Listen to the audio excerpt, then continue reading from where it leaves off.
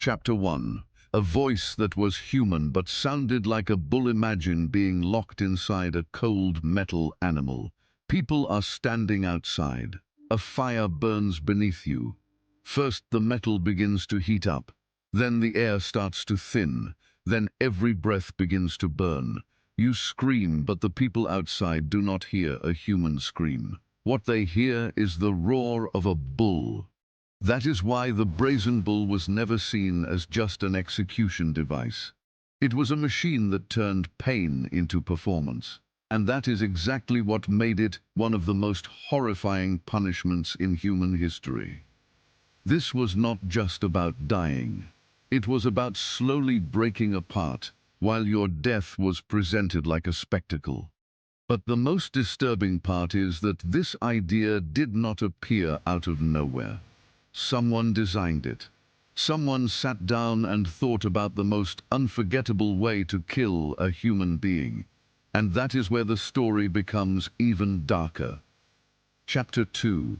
When punishment becomes spectacle in the ancient world, punishment usually served two purposes: to cause pain and to terrify everyone else. But the Brazen Bull went a step further. This was not simply execution. It was a public display of power. The message was clear. Anyone who defied authority would not just die, they would become an example.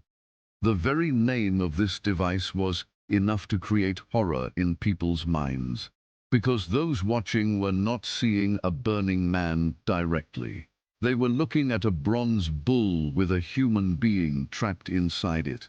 In other words, the victim was transformed from a person into a symbol, and that is where the true brutality of the Brazen Bull begins. Pain was hidden and displayed at the same time. The fire itself could not be seen, but its results stood before everyone. And when power begins using imagination as a weapon, fear becomes much deeper. Chapter 3. Perillos and the birth of a monstrous idea. According to tradition, the inventor of this device was Perillos of Athens, a craftsman, a metal worker, a man who may have been trying to win status and patronage through his skill. He brought the design to Phalaris, the tyrant of Acragas. This was not a simple idea. It was a calculated one, a life-sized bronze bull, hollow on the inside, with a door in its side, and enough space to lock a victim inside. But Perilos's real innovation was not the shape of the device. His true contribution was the idea of mechanically distorting the victim's screams so they would emerge sounding like the bellowing of a bull. In other words, even death was given a theatrical element. This invention does not feel like the result of cruelty alone. It also feels like an attempt to win approval. When a man offers the darkest version of his talent in order to impress a ruler, civilization and moral collapse begin to meet in the same place. And that raises the question, what did Phalaris think when he first saw it? Chapter 4. How the Brazen Bull was supposed to work. The Brazen Bull sounds simple in description, but it was anything but simple in effect. On the outside it was a solid bronze statue. Inside there was only enough room to force a human being in and seal the door shut. A fire would then be lit underneath, and the bronze would slowly heat until the person inside began roasting alive. According to many accounts, the head of the bull contained pipes or acoustic channels that transformed the victim's screams into sounds resembling the bellowing of an animal. Some stories also claim that incense was placed in the nostrils so that the smoke rising from the bull would hide the smell of burning flesh. Think about what that detail means. Someone was not only thinking about torture, someone was thinking about the audience's experience as well. Smell, sound, spectacle, symbolism, all of it was part of the design. And that is why the Brazen Bull still feels not just violent, but disturbingly intelligent. Chapter 5. What made this punishment so terrifying? Many executions in history were brutal, but fast. The Brazen Bull was different because it turned time into a weapon. The victim did not die immediately. First the heat rose, then came the panic, then breathing became difficult. Then came the realization that even your voice had been taken from you. You were screaming, but the world outside was hearing the sound of an animal. Its psychological horror was as terrible as its physical pain. The victim's individuality disappeared. He was no longer a man. He had become a sound effect in a performance. That is why it is not enough to call the Brazen Bull a machine of death. It was a machine of dehumanization. It shows that when authority wants to make an example of someone, the first thing it takes away is their humanity. And then comes the twist that makes this story even more unforgettable. Chapter 6. The inventor trapped in his own machine. This is the most famous part of the legend. When Piraeus showed his creation to Phalaris, he probably expected a reward. Maybe recognition, maybe protection. But there is one problem with trying to impress tyrants. They may admire cruelty, but they do not trust cruel men. According to the story, Phalaris told Piraeus to demonstrate how the sound mechanism worked. Piraeus either stepped inside himself or was forced inside, and then the door was shut. A fire was lit beneath the bull.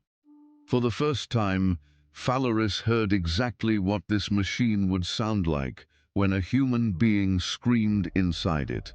Some versions say Piraeus was pulled out before he died completely and then thrown from a cliff. Other versions claim he died there. But every version carries the same moral. The man who invented cruelty became the first victim of it. And if that sounds like dark irony, wait. The story does not end there. Chapter 7. Phalaris and the darkness of poetic justice. Second great irony of the Brazen Bull legend is that later tradition says Phalaris himself eventually died inside the same device. In other words, the tyrant who turned this horror into a symbol of power was supposedly destroyed by it in the end. Historians debate the details, but the reason the story survives is obvious. People remember stories in which cruelty circles back and devours its master, because such stories carry a dark version of moral order. The justice is not clean, it is not noble, but it is poetic. Whatever the full truth of Phalaris's fate may be, the Brazen Bull became permanently attached to his name.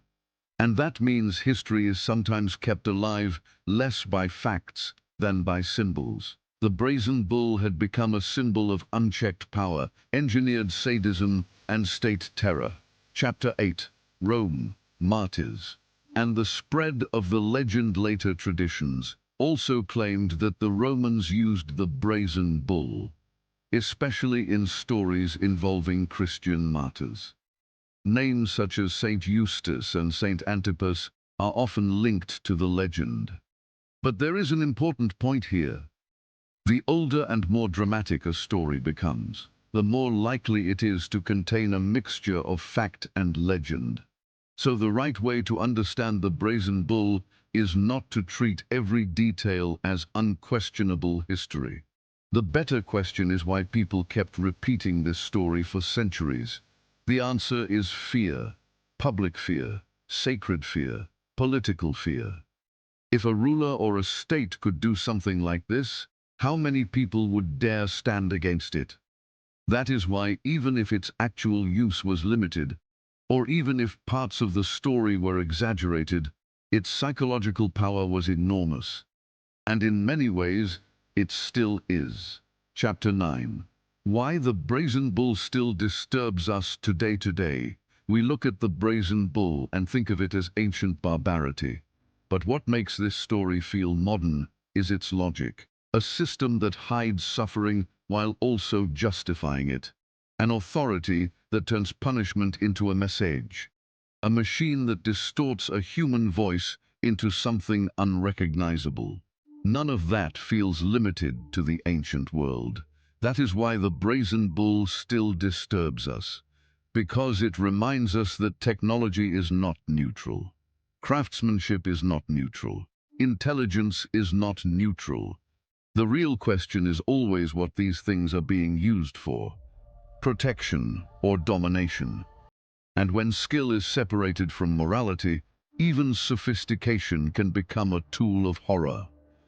But the most uncomfortable part of this story still remains. Chapter 10. The worst punishment, or the worst way of thinking history, may contain other punishments that were equally brutal. But what makes the Brazen Bull stand apart is its design philosophy. This was not just pain, this was symbolism. Theater, psychological annihilation. Instead of silencing the victim, it transformed the victim's scream into entertainment. That is why so many people rank it among the worst punishments in the history of mankind.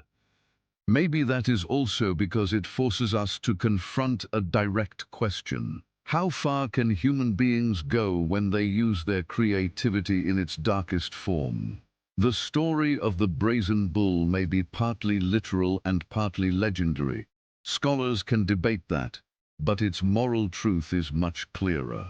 When power is cut loose from empathy, punishment stops being justice. It becomes ritualized cruelty. And when a society begins not only to fear that cruelty, but to absorb it and normalize it, then the danger no longer belongs only to the victim. It belongs to the entire civilization. If you enjoy dark historical breakdowns like this, make sure to subscribe. And let me know in the comments, was the Brazen Bull truly the most terrifying punishment in history, or was there something even worse?